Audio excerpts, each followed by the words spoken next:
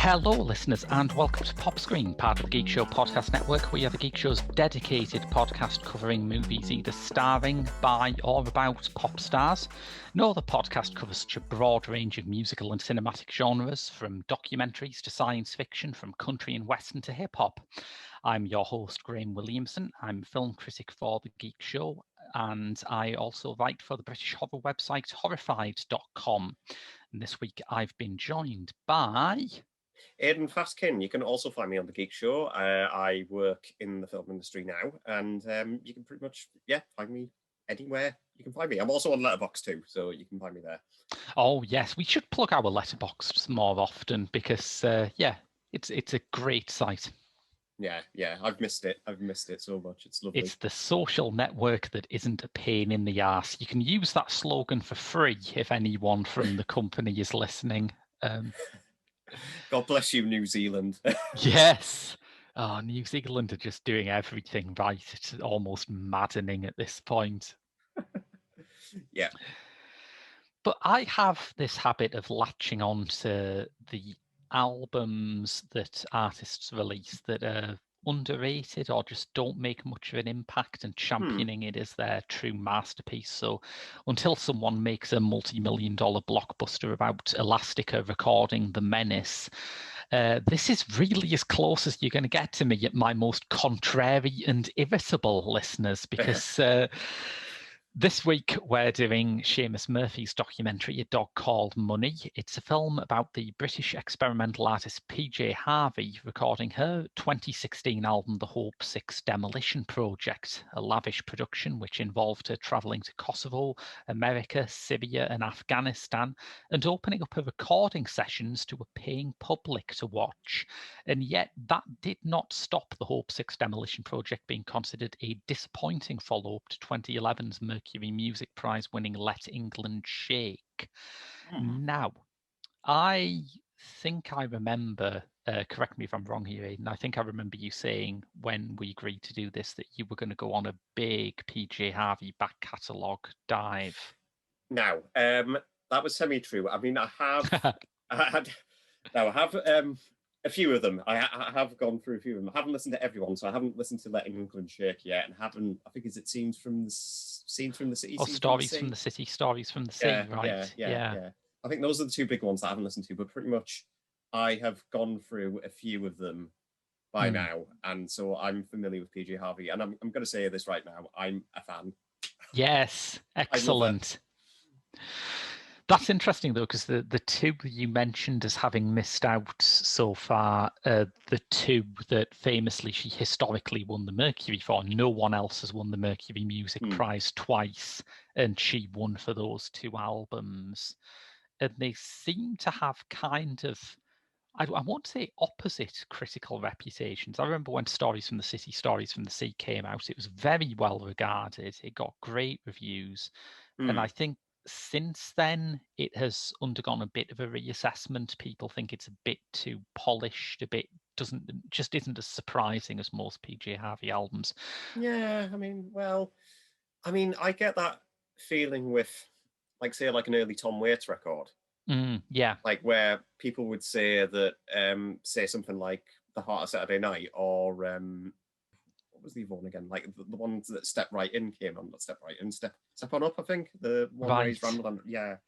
And you do think that, like, those early Tom Waits albums, right, okay, this is very much rambling Scatman Do, like Piano Man kind of thing, where when you look at like Tom Waits' later records, like say something like Blood Money or Alice or even Bad As Me, and I really love Bad As Me. I think Bad As Me is good. Yeah, I like that record as well.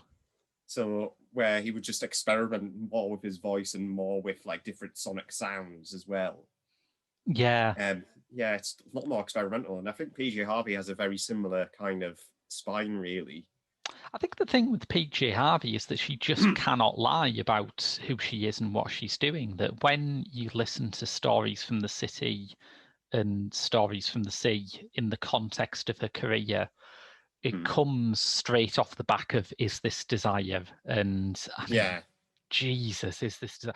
Possibly my favorite PJ Harvey album, but not one that I can listen to very often because it is harrowing. Yeah. And she made that album and she got it out of her system, and it makes perfect sense that the next one is kind of a more upbeat, more optimistic record, because she couldn't carry on any further down that path, you know? And that follows on from my PJ Harvey record, and the one that was her breakthrough, To Bring You My Love. Great album, yes. To Love Bring that You My record. Love, and I'm going to say this right now, To Bring You My Love is in like one of my top 5 favorite albums of all time. It's so good. There's not a dull song on it. Like, yeah. Completely killer stuff. It's one of my go-to driving albums as well. It's a good record to drive to. Yeah, I agree with that. Yeah. Yeah. And even then, there's some flourishes of like from Is This Desire that you would expect to. I mean, the lead single of that, Down by the Water, that's a song that addresses giving birth to infanticide. Yeah. Giving birth to a child and then drowning the child. It's not very cheerful, is it? And she often complained, particularly in her early years, that people thought she was her music, that people would actually write about how, I can't believe she's confessed to like murdering her child. It's like, what? No, it's a song. Judging by that logic, you know the song Stagger Lee by Nick Cave? Yeah, God knows how he hasn't been arrested for that yet. Yeah. So it's just like, well, come on, guys. They don't mean it literally. There is one, for all that I, like Aidan, I absolutely love PJ Harvey, and I am about to make the next hour or so an absolutely unsparing demolition of any claim made against the Hope Six Demolition Project. But there is one very negative review that she got in the New Yorker when Let England Shake came out, which I always go back to, and it's one of those negative reviews that I disagree with, but it's so good that I have to keep it in mind, you know. It's a worthy opponent. But Sacha Frere Jones said that basically PJ Harvey's career is she made 3 albums right at the start of her career, which were very stripped back, kind of Captain Beefhearty, avant blues, culminating in To Bring You My Love. And after that, she just could not find a style that suited her as well. I'm not certain whether I agree with that. I'm not, because like I say, my favourite one is This Desire, the one she released straight after those opening 3. But I can sort of see bits of it, because after then, every album seemed to be PJ Harvey does blank, you know, Stories from the City, Stories from the Sea is PJ Harvey does pop. White Chalk is PJ Harvey goes acoustic. And I like White Chalk a lot. Yeah. I should go back to White Chalk. I wasn't struck on it when it came out, but I should probably give it another go. I don't agree with the idea that she hasn't like done worthwhile work outside of the blues format, but I do think she is unusually great at doing like dissonant, angry blues stuff, and that is a big part of why I love Hope Six Demolition Project, because it takes her right back to that sound. It does, even like going to the extent of expanding on a sound from that blues record, because there's one song on there that it's like note for note like an old angry aggressive blues song, and I've forgotten the name of the song, but it's just there's a couple isn't there? There's a couple that use those samples from older records. There's the Ministry of Social Affairs, I think that might be the one. Yeah. Which might be my favorite track on the album. But there's also River Anacostia, which starts off as a kind of a gospel song, I guess. and that's my favourite song on the album. It's a great song. Yeah. But shall we get into A Dog Called Money a bit? Because we've spoken around PJ Harvey as an artist and how they mean to us. Because I'm a fairly new fan of hers. And the Hope Six Demolition Project, I would probably agree with you. I do think that album, there's some good songs on it. I mean, I think the first time I listened to the opening song, Community of Hope, even though it's like a lot of them are like 2 minutes long in length, you know, I first initially thought, well, that does sound like a little, you know, fiddly, or like a little, it doesn't really sound like a song that packs a lot of punch. But then like 3 listens later, it's just like all I'm thinking of is like community of yes, community. Oh, now it's stuck in my head. And I think maybe one of the reasons why it got this, I won't say negative, it still got a lot of good reviews, but people thought it was disappointing, was because The Community of Hope was the lead-off single. And for all it is, as you say, mercilessly catchy, I think there are layers to it that are more apparent when you hear it in the album context. I don't know if that's something you felt. Yeah, I mean, there's a great quote from, I think, Roger Daltrey, the lead singer of The Who, where once you listen to an album like the first time, if it's an album that you don't like at all, then you just, obviously, you're just like, oh, you know, I can't stand this, obviously. Then when you listen to it like 3 or 4 more times, that's when it opens up a lot more, and then your least favorite song becomes your favorite song. Yes, yeah. And I think that rings specifically true because there are certain things in this where, even by watching the film A Dog Called Money, that you can see how one influences the other. And it works totally, yeah. And A Dog Called Money, in many ways, is a film-length experiment in giving these songs more context, isn't it? Yeah. Because Seamus Murphy, in his other career, is a war photographer, and he had been contacted by PJ Harvey. I think it was, I don't know the exact timeline, but some point after Let England Shake, PJ Harvey became an official war artist. I think her and Steve McQueen were tapped to produce work that dealt with the experiences of returning soldiers and Britain's current conflicts. And in many ways, this is her response to that Murphy, who has a lifetime's worth of contacts in conflict hotspots around the world, took her to Kosovo, took her to Syria, Afghanistan, Palestine, to observe these things that she then writes about. Yeah, well, Washington is an interesting one because, people really took against the Washington songs. Yeah, I mean, even like the music video for Community of Hope, and it's also referenced in this film where I think the music video just cuts to this African-American family singing along to the song. So, and they're doing it, you know, through the use of the iPhone, and obviously that just getting into the hook of the song as well. And now I'm just sat there thinking about the criticism, seeing, well, is it no different from, you know, the later scenes that we see where PJ Harvey is just like showing us what she sees? Yes, she's very literal minded when she, obviously you hear the voiceover come in, like say like a person spraying incense around the glimpse of a car to ward off bad spirits in like Middle East. Yeah.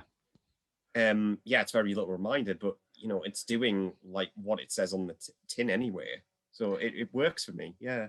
And there's part of me that just wants to be completely uncharitable and say that, look, people objected to the songs about Washington, D.C., but they didn't object to the songs about Afghanistan because the average, like, columnist for Pitchfork or whatever might live in Washington, D.C. and doesn't give a shit about Afghanistan.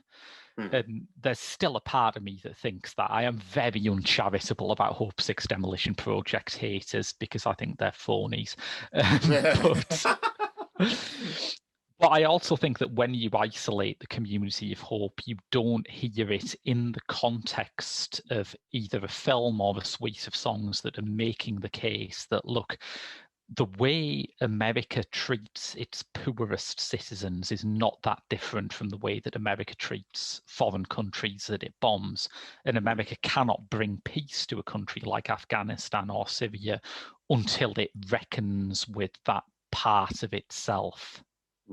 And if anything, history's taught us this multiple times on multiple occasions, whether that be Vietnam, Iraq, even currently now with the Israeli-Gaza border. Yeah, and take it back to here. You know, the purpose of the British Empire was to make everywhere in the world essentially Britain overseas, and Britain at that time, and it still does has a terrible classism problem. So it just repeated that all over the world. And I think that's a much more radical and useful point than sitting around going, I don't know, isn't PJ Harvey actually quite middle class and white? So, you know, does she have the right to do this? And it's like, well, congratulations, firstly, for your brilliant powers of observation. But I think the overarching point is much more interesting than any of her critics could come up with.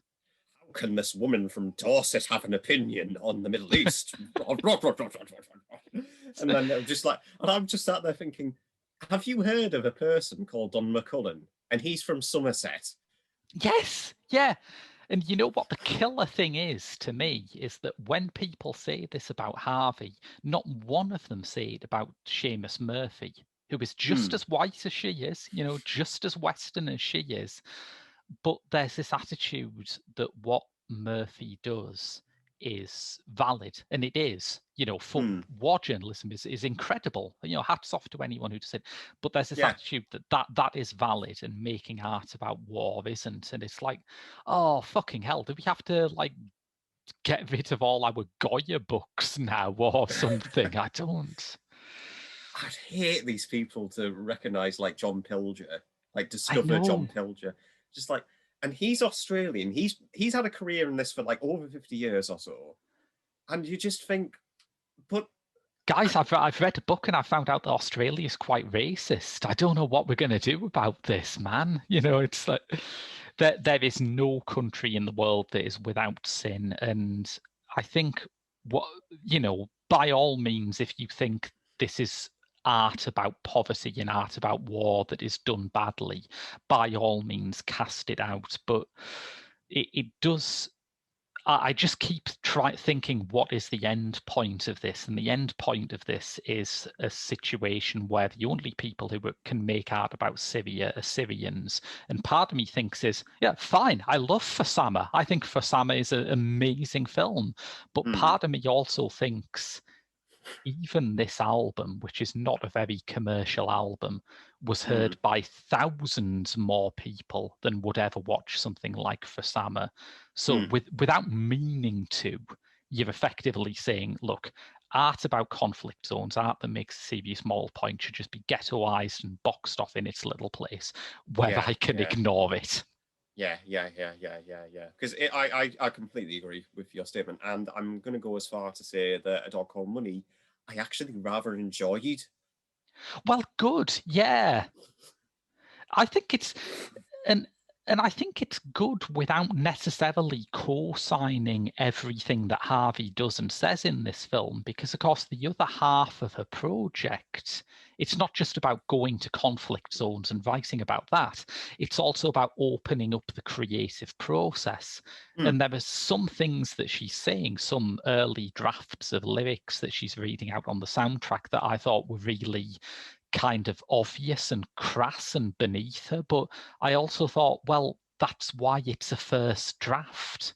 Yeah. Because even then you get to hear like some early glimpses as we're going back for with Community of Hope. She's unafraid to call places shitholes when they really are. So, and it really does work because it opens up like this process of whether or not, and some of it's actually quite charming as well, where you can see her like dicking around with like, say, like, I don't know what the instrument's called, but it basically looks like a guitar, but it has a winch on the side. Oh God, yeah. Is it a hurdy-gurdy? I feel like if it isn't a hurdy-gurdy, I want that to be what a hurdy-gurdy is. Yeah, and even if you think like it's like works against like the idea of like Syrian war zones or anything like that. There is still some sequences in this where you can just watch like someone just have a little bit of enjoyment regardless. I genuinely think those studio sessions are very, very funny, and I really enjoyed watching them. I think her crap impersonation of Tricky is wonderful. Mm-hmm. Just like, I can't. Oh God, yeah, when they realise that what that sounds like. It is delightful. I really like it. And at the same time, it's also very self-reflective because PJ Harvey got paying because that was recorded in London. Quote me if I'm wrong. Was it London? Yeah. Somerset House, which I'm pretty sure that is in London. Yeah. Yeah. Where she allowed like a paying public to come in and view these sessions in their entirety through God's Wall, obviously. And I really like those segments as well because they get this chance to show the creative process like unfiltered. Yeah. Like this is how it's like. And I really did enjoy that aspect of it because you could Seamus Murphy just with his photography lens, like show these myriads of like different people's faces, like reflecting against the glass wall and just watching PJ Harvey and her band, make some really great music. Yeah. And the other ingredient in those, which persuades me that some of the things that people complain about in this film and in the album are intentional. But the other ingredient in it is that Murphy will play out a song like the Ministry of Defence at full length, and he will put a montage of the things that he and Harvey have seen on their tours of war zones over it.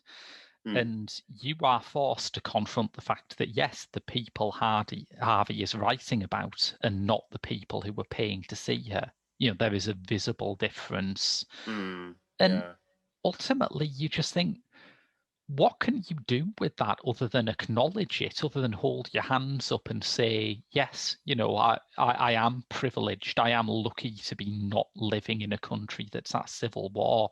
Because as much as I'd like the entire world economy system to be overhauled by PJ Harvey, I think it's a bit too much to ask of her. Yeah, I mean, there's certain sequences in there that really do open your eyes. I mean, there's one bit where I think that she's in Kosovo and she stumbles upon, I think, a bar mitzvah or something across that. So there's a guy dressed in blue and white, a young boy about to get circumcised, basically. And obviously, as we were saying before, her narration can be very little-minded like that. Yeah. At the same time, I don't see this as like a call to arms kind of revolutionary album that some people have like sneered at it by. If anything, I see this as like an exploration into these different parts of these hot pockets of culture and like showing it how it can influence like a piece of art like the Hope Six Demolition Project, which people have been doing for years now. One of the songs that I love the most on it, which sadly isn't in this film, it's like the one major criticism I have of this film is I wanted this song in there, but A Line in the Sand is effectively a song where PJ Harvey says, look, I don't know what we can do about this. This whole situation is fucked.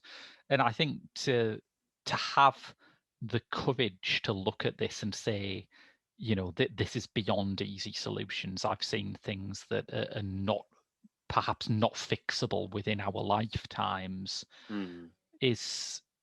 I think, again, it's a more honest point than any of the ones that were levelled against the album. Would you like to hear my favourite dumb review of Hope Six Demolition Project? Yes, please. Please, go ahead.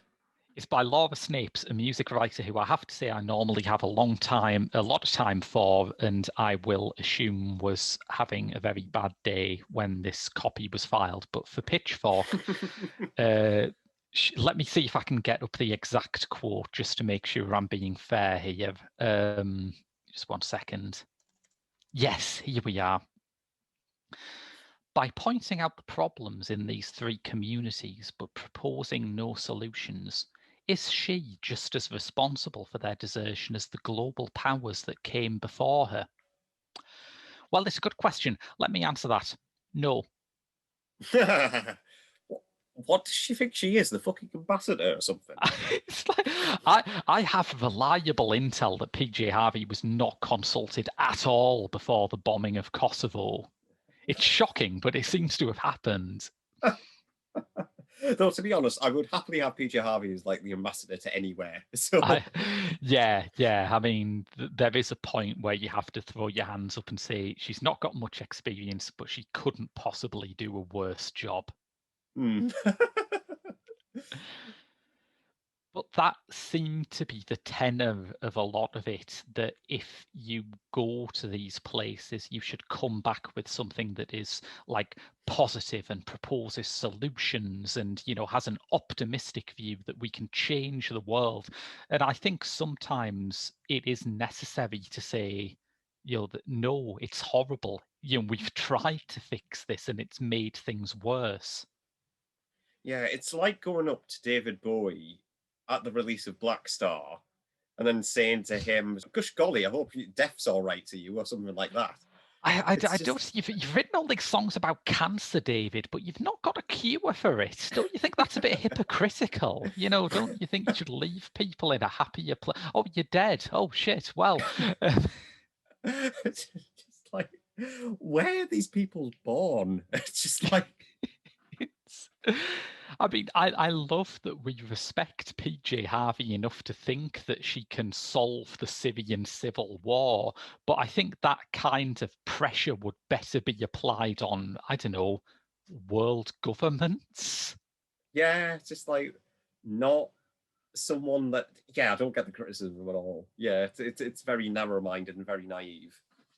I think some of this is me being charitable because I'm aware I've had a lot of fun talking about people who don't like this album as though they're idiots, and I'm aware this is very arrogant of me. But I think some of it is based on just this gut level thing of seeing, as I say, this well-off white woman from Dorset in the middle of Kabul and just squirming, and just hearing these lyrics about poverty and desolation and thinking, oh, no, come on. And I think sometimes when these massive overreaches happen, like that Pitchfork review, it is a way of intellectualizing the squirm. And sometimes, maybe you just shouldn't do that.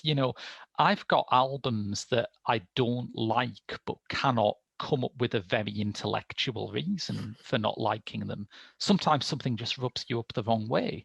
Yeah, I think like the perfect example of that for me is Trap Mass Replica by Captain Beefheart, which is an album that's got underground status, but I can't stand the sound of. Yeah.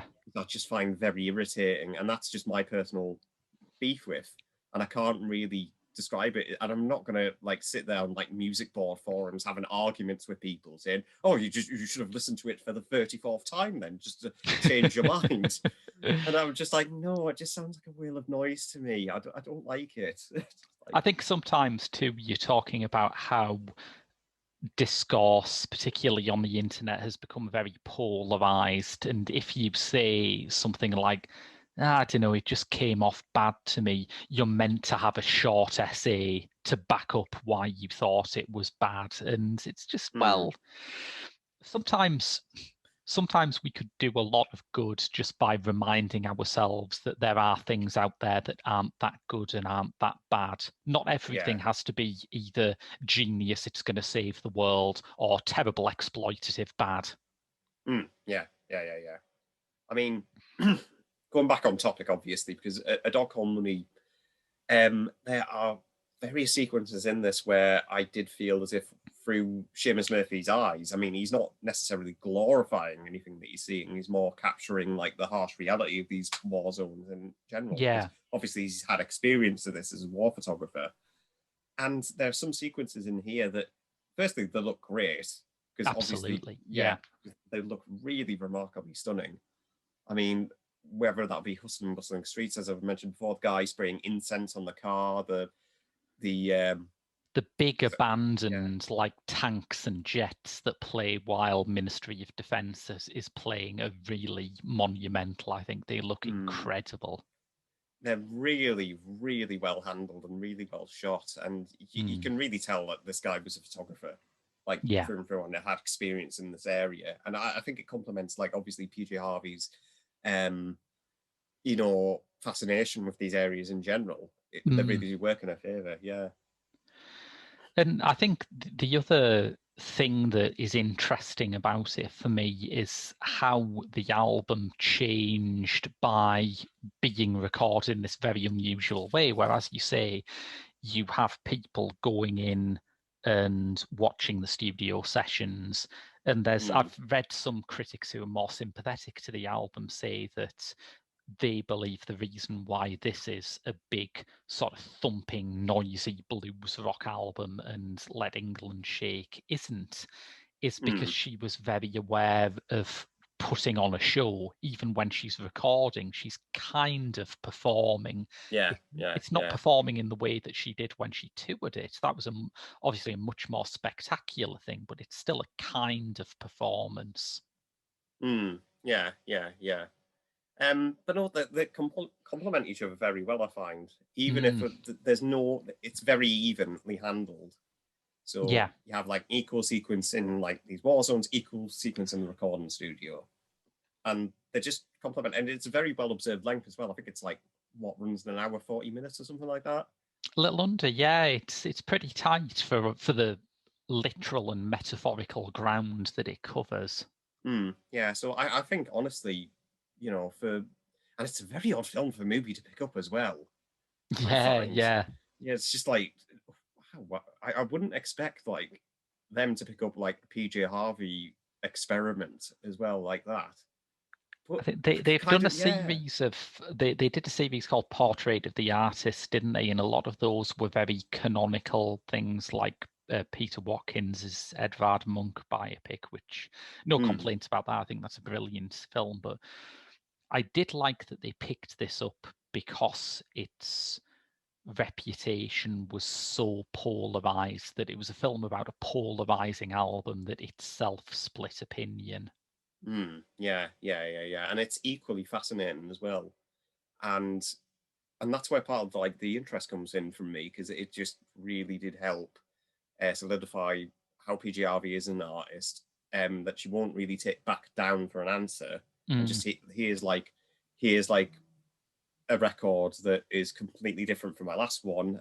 Let's just completely. It goes back to like say like someone like Claire Denis, where she made like say something like Beau Travail, and I love Beau Travail with all my heart. But in the next film, she's like, right, okay, it's time for my sexy cannibal movie. I love that she did that. And I suppose now you mention it, you can see a similar instinct in PJ Harvey, that a sensible career path after you've become the only person ever to win 2 Mercury prizes would be to think, oh, people liked that album. I should give them more of the same pretty quickly. And instead, she took 5 years making something that is very different and really split opinion. And that is nothing but a credit to her, in my opinion. Yeah, completely agree.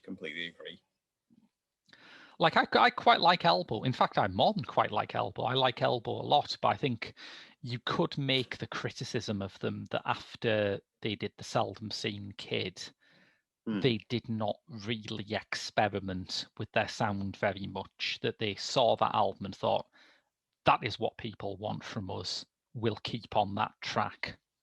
Yeah, and there's a few, like, through the course of history, especially rock music's notorious for it. I mean, AC/DC, the Ramones, Van Halen, they just keep to the same sound over and over again. And, not to say that any of those artists are bad. I can understand the appeal and the hype behind them, but at the same time, there's a different. I like artists who can love to reinvent themselves. I think that's where most of the fascination. Björk has the same quality as well, I find. Well, about 10 years ago, I remember I got into Elvis Costello. I'd always liked Elvis Costello's singles, but I really sat down and got into Elvis Costello.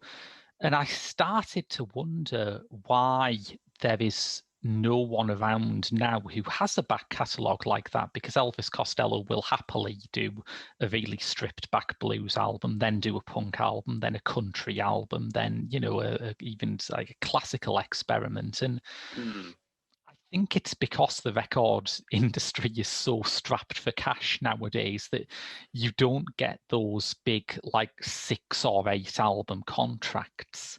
There is a security for someone like Costello looking at his contract with Stiff and thinking, And no one's expecting me to do a country and western album, but I could do it. And if it flops, well, I've got 3 albums before they boot me off the label if everything goes badly. Whereas nowadays, even the luckiest bands only seem to get 3 album contracts, and it just makes the imagination timid. Yeah. Neil Young's great at it as well, I find. Neil Young, who was kicked off his record label for not making enough albums that sound like Neil Young. I mean, in its own way, that's high praise, isn't it? Oh, it's just like, I think it was his argument with David Geffen at the time. Yes, Just like when he yeah. made, it was one of the weird Vocoder albums. I think it was Transvisor or something like that. It was a similar name to like that. And David Geffen just went and said to him, "I want you to make a good heavy rock album." And then Neil Young just turned to him and said, "Right, well, I'll give you a rock album." And the next album he releases is like a 50s rockabilly album. Yes. So it's just like, I love people like that. It's beautiful, isn't it? There is a certain irony to the fact that if you want someone who will just reliably turn out albums that sound like Neil Young is the last person you should go to. Oh, it's just staggering. I love that bit. I love that story so much. Yes. Yeah. But it's sort of, to take it back to Harvey, I think that one of the parts of Hope Six that I think is most interesting is that it came out in 2016, and 2016 is famously, and listeners, you can fill the capital letters in yourself here, it was a bad year. Not as bad as 2020. I mean, looking back as 2020, looking back at it, obviously with 2020 eye lens, it's just like, oh, you poor puppets, should we cuddle you? Yes. You haven't seen what I've seen. But Hope Six feels like one of those. Do you remember when we were doing Cinema Eclectica and it felt like around late 2015, early 2016, there was like a scad of films like Green Room and High Rise and The Hateful Eight, which felt at the time to be kind of joltingly mean. And you didn't, certainly with The Hateful Eight, I remember, because Tarantino's previous films had been kind of empowerment fantasies, what if Jews kill Hitler? What if a former slave kills slave owners? And then suddenly you've got The Hateful Eight, which is the product of what seems to be a really pessimistic spell. And then you rewatch that film after Trump is elected and you just think, oh yeah, he kind of saw where things were going. And I think Hope Six Demolition Project is a bit like that. I think she could have released another Let England Shake, which deals, I mean, it's very good, but it deals in generalities about how war is a tragedy and, people die in it and suffer and they should not do this. But the fact that she released something that is so bludgeoning and which seems to be arguing that gentrification in Washington is comparable to ethnic cleansing in Bosnia. That is kind of a gauntlet slap moment. That is her effectively saying, look, I'm looking at where things are going now, and I think just agreeing that war is a bit sad is not the weapon we need. Yeah, I mean, it goes back to, I think the eye-opener film for 2016 being a bit shit was, I think it was Hypernormalization by Adam Curtis. Oh, yeah, because that literally dropped about a fortnight before the American election, didn't it? Yeah, and it was just, I mean, 3 hours, obviously, Adam Curtis going like completely divulging into a history of topic where you just feel as if your brain's just been scalped out whenever he does that. Yeah. And it's just like, how do you have this much information? So, and I think even in these films there is a joy to it. I think there is always a joy to Curtis's films because they are so, as you say, so full of information. And there's a kind of a joy to A Dog Called Money as well. I think those studio sessions are they're exactly what you want a PJ Harvey album recording to be like, aren't they? Yeah. Just not really. PJ Harvey's not being domineering to anyone. She's not talking down to anyone. She's just like, she is the lead lady after all, but she just gets everyone together, just make some really fun, enjoyable music. Maybe She's not not fun, someone who she's not the figure you would expect when you listen to something like Is This Desire. There's a great story about Is This Desire where like she recorded it piecemeal over about a year or so, and when she listened to it back, and it's only about like 40-50 minutes long, but it's a very concentrated like look at all of the worst times she had over that year. And she checked herself into therapy after she listened to the album. Wow. Because she just realized that, oh God, I didn't realize it had been that bad this last year. But she's not that person all the time. I mean, she is taking her job seriously in A Dog Called Money, but she is having fun making this music. Definitely, I would definitely agree, and that's where my enjoyment of it reflects totally, because just by seeing how much she loves her job and how much she loves creating the art that she wants to make, it's inspiring. I'm just gonna say it's completely inspiring. Yeah.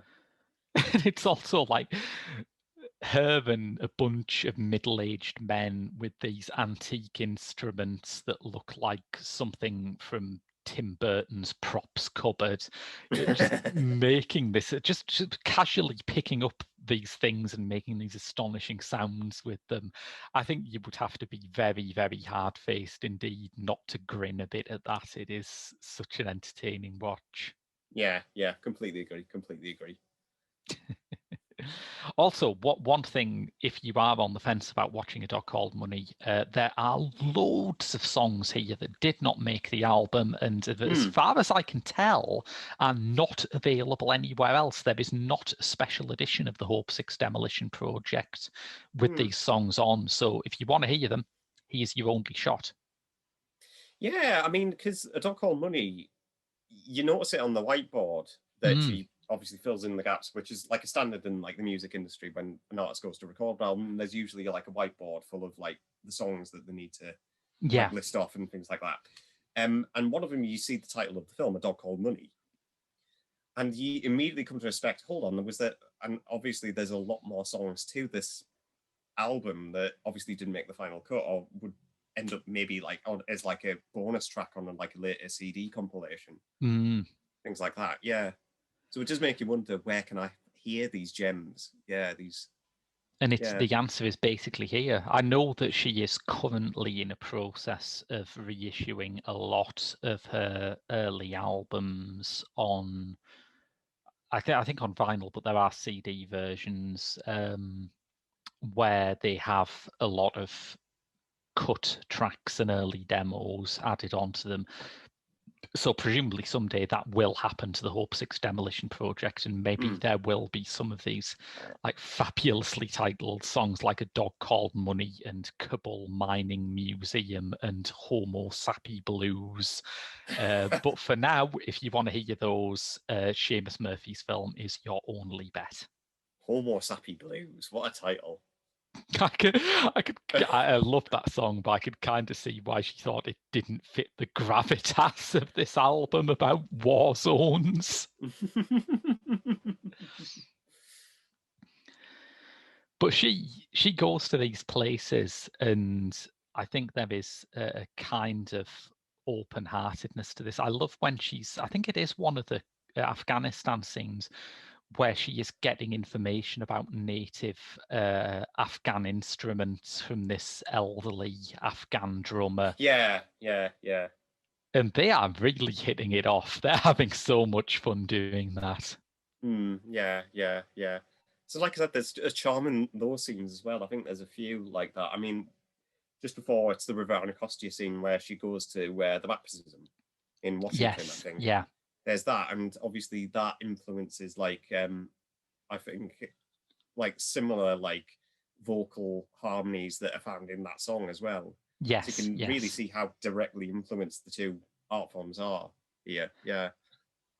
the album is obviously meant to be a work of reportage, but I think watching the film, it impresses upon you how much it is a work of art as well, and how much it is filtered through her personal perspective, in a way that I just wish we respected that slightly more. I think that when you are, to say it for the 94th time, a middle-class white woman from Dorset, all you can really do if you don't want to ignore these realities is just to be upfront with that, and just to be honest. And, that's, I like people who do that, obviously, Yeah. who aren't bullshit artists. And I think that's how you can attach to, obviously, say someone like PJ Harvey or Neil Young or Tom Waits for that matter, because they just are so honest with their storytelling. Yeah. There is a real integrity to it, even though, there are obviously Tom Waits songs and PJ Harvey songs that are not autobiographical, but there are no songs that they have written where you could mistake them for anyone else. Exactly. Yeah. Well, I think that's about covered it, really. Is there anything else you'd like to bring up before we move on? No, not really. I mean, for something that's so polarized like a documentary, because I read like some of the reviews on Movie. It was just like this album is like calling for a revolution. It's just like, if anything, that's doing the exact opposite. I find it's like he is like an artist, like exploring the work that surrounds her, who's obviously not interested in repeating the same process that she did with her last record, and just here's something completely different. Yeah.